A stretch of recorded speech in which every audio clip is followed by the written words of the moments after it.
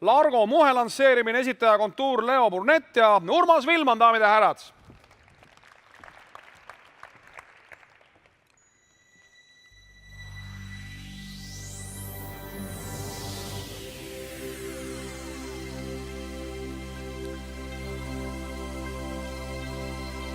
Tere, mina olen Vilman Urmas ja ma olen kontuuri loovjuht ja mina siis selle oma kliendi pisikese pooleliitrise mahlaga siis üritan siis järgnega suurtele brändile nagu Swedbank ja Elron ja siin saalis on esinenud ka Rammstein ja Ozzy Osbourne ja proovin nüüd siis, tegelikult ma ei tulnud seal midagi võitma, et kedagi alistama, et ma loodan, et teil on lõbus saab olema ja kui igaüks teist ühe asja minu jutust saab kõrva taha panna, et kuidas kontuur mõtleb ja tegutseb, siis ma loodan, et see on hästi läinud.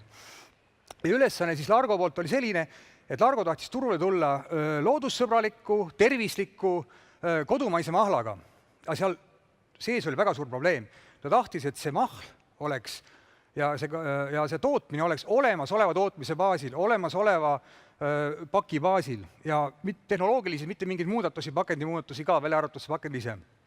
Ja probleem on selles, et suurtel mahlatootjatel on miinimumkogus, miinimumtootmiskogus.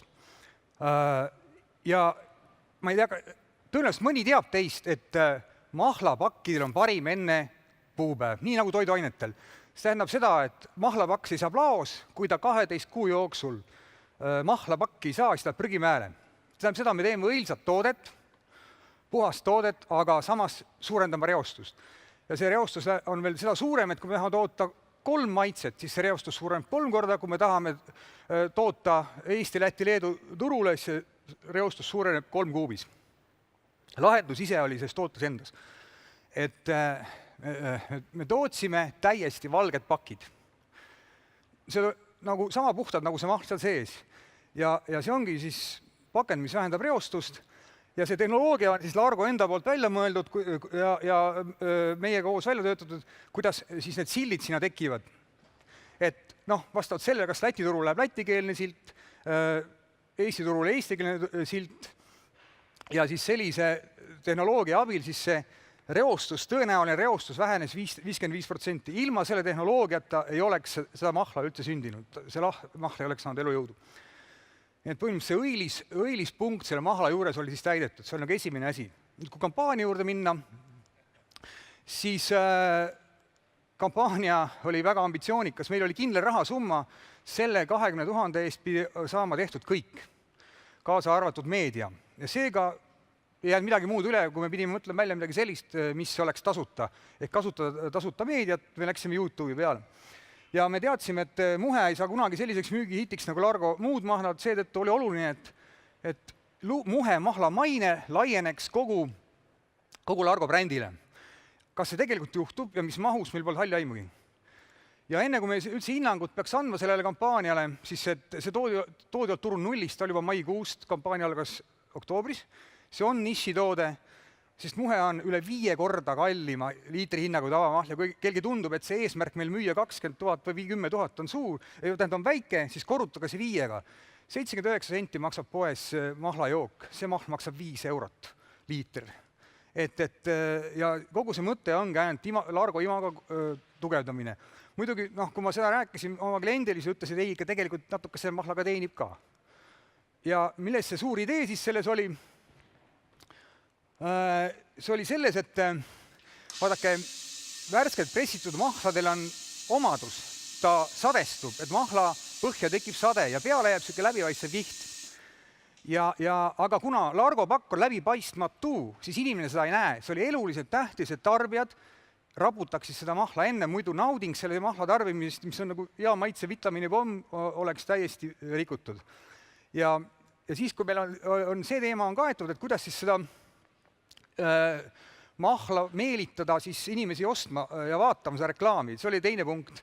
Ja kuna me teadsime, et me saame ainult YouTube'iga seda teha, siis mis meile tundub, et YouTube'is nagu kõige rohkem vaadatakse? No loomulikult õnnetused on need, mis inimesed vaatavad tõenäoliselt tittasid vaadatakse väga palju, me näeme seal kassi videosid tohutul kombel, aga rohkem kui tited, kassid ja õnnetused töötab tants. Et tants on konkurentsitult kõige rohkem vaadatud, numbrid on miljardites, mitte miljonites, eks, asi. Ja Gangnam Style oli see esimene, kes siis sai miljardi numbri täis ja me olime kindlad, et see peab olema tants. Ja siis me leidsime ühe Eesti tantsugeeniuse väikese, kes elab Häädemeestel, ja andsime talle võimaluse tantsida 70 kohas üle Eesti.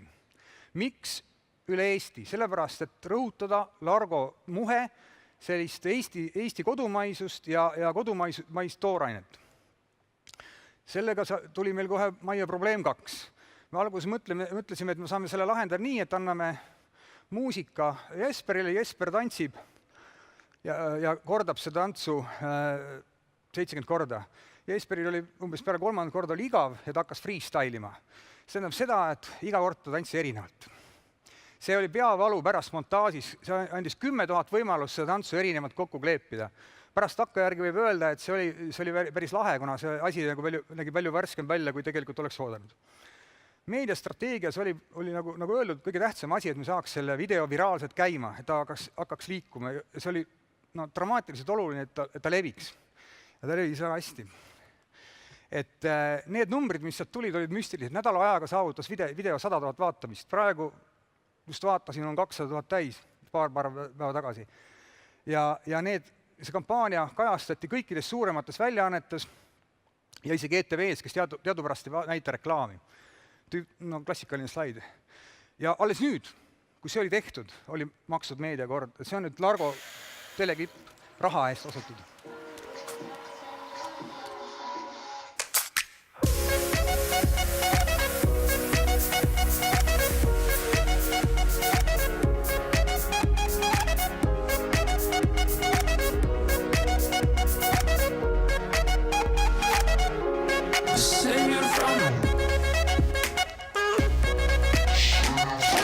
Raputa hästi, joo hästi.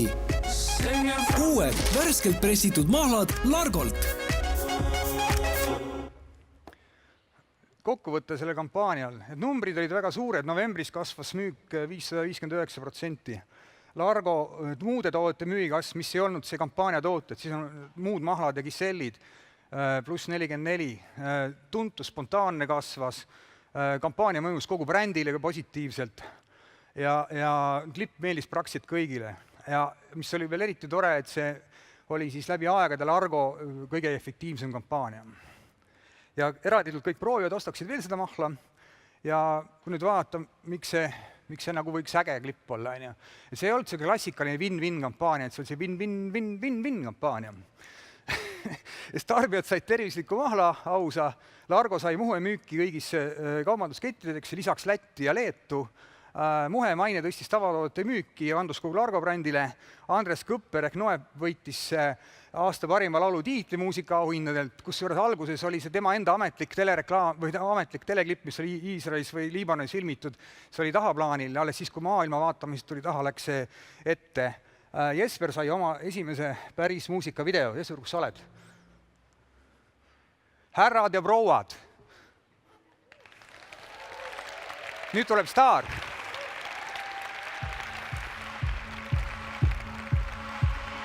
From the rooftops, from the rooftops, from the rooftops, from the rooftops, from the rooftops, from the rooftops,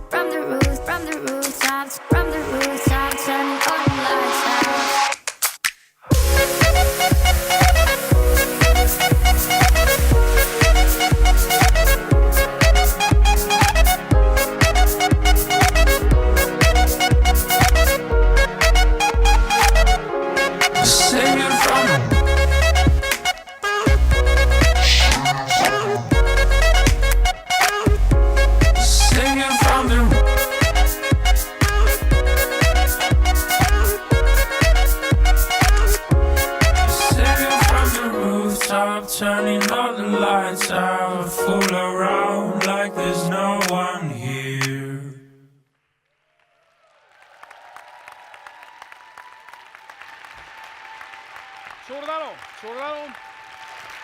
Suur tänu. Aitäh. Nii. ja kas on žüriil küsimusi? Ma ei tea, mine. On, üks küsimus on. Küsimuse asemel tahaks lihtsalt kiita, et need viimased 69 sekundit sellest esitlusest olid seda väärt. Mõistan. Selge, suur tänu, rohkem küsimusi ei ole. Aitäh sulle, Urmas!